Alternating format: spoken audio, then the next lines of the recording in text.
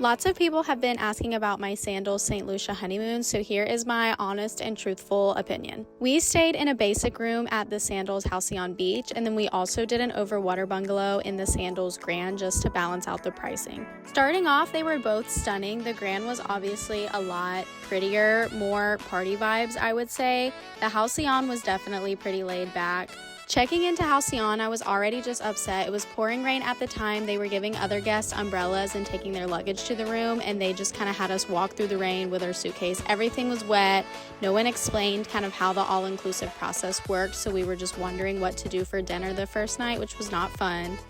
So after 2 days at Halcyon, we moved over to the Grand where we had a private butler and car. They had an area set up at the beach for us. It was so pretty. The drinks were honestly okay. The food was really mid, but the views were really pretty. It was really nice to just have a relaxing vacation. Most vacations that I take are jobs in themselves because we're catching different types of transportation to go and see different things. So this was definitely much needed after our wedding day. I think my standards were just held super high. One of our first international trips we did was Greece, and it was just absolutely stunning. Not saying that St. Lucia wasn't. It was so pretty, and we did really have a blast of a time, but just for what we spent, the food wasn't worth it. The accommodation just didn't really seem the nicest.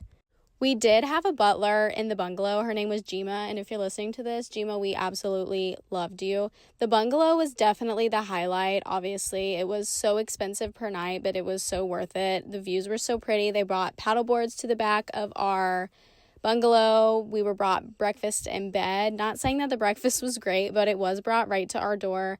Our butler gave us little snacks and treats every time we would leave the bungalow. She would set up different little excursions for us.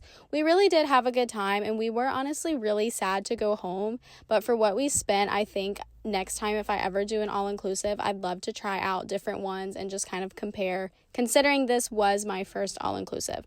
Would I do it again? Probably not, unless I was doing the bungalow.